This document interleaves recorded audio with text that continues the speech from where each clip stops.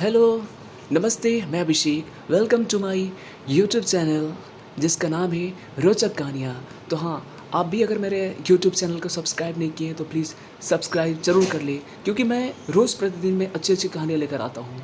और आज की कहानी है गौरैया और बंदर। ये बहुत ही मज़ेदार कहानियाँ हैं, प्लीज़ इसे ज़रूर आप लोग सुनिए। एक बार की बात है, एक जंगल के किसी घने पेड़ पर एक गौरैया का जोड़ा रहता था। वो उस पेड़ पर अपना घोंसला बनाकर गुजर बसर कर रहे थे। दोनों खुशी खुशी अपना जीवन बिता रहे थे। फिर आया सर्दियों का मौसम।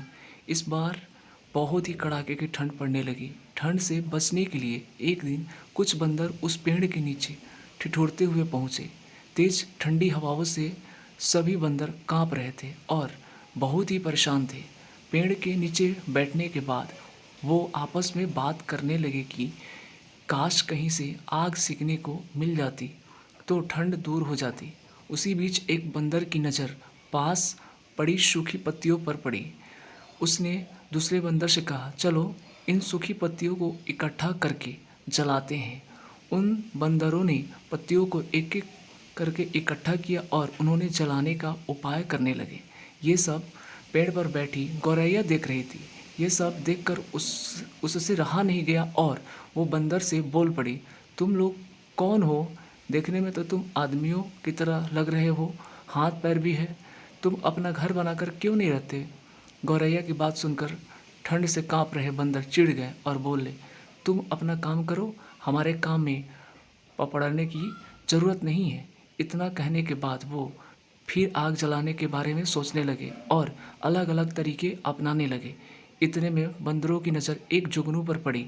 वो चिल्लाने लगा, देखो ऊपर हवा में चिंगारी है, इसे पकड़कर आग जलाते हैं। यह सुनते ही सारे बंदर उसे पकड़ने के लिए अलग अलग तरीके अपनाने लगे।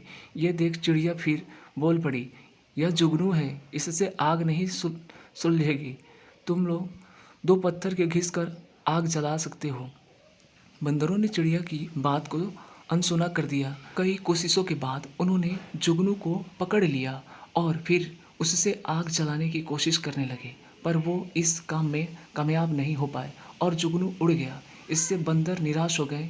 इतने में फिर से गौरैया बोली उठी, आप लोग मेरी बात मानिए, पत्थर रगड़ कर आप आग जला सकते हैं। इतने में एक गुस्साए हुए बंदर से रहा न गया और उसने पेड़ पर चढ़कर गौरैया के घोंसले को तोड़ दिया। यह देख चिड़िया बेचारी दुखी हो गई और डर कर रोने लगी। इसके बाद वो उस पेड़ से उड़कर कहीं और उड़कर चली गई। दोस्तों, कहानी से सीख ज़रूरी नहीं है कि हर किसी को ज्ञान या उपदेश दिया जाए। उपदेश उसी को दिया जाना चाहिए जो समझदार हो और बातों को समझे। बेवकूफ़ को उपदेश देने से खुद का ही बुरा हो सकता है।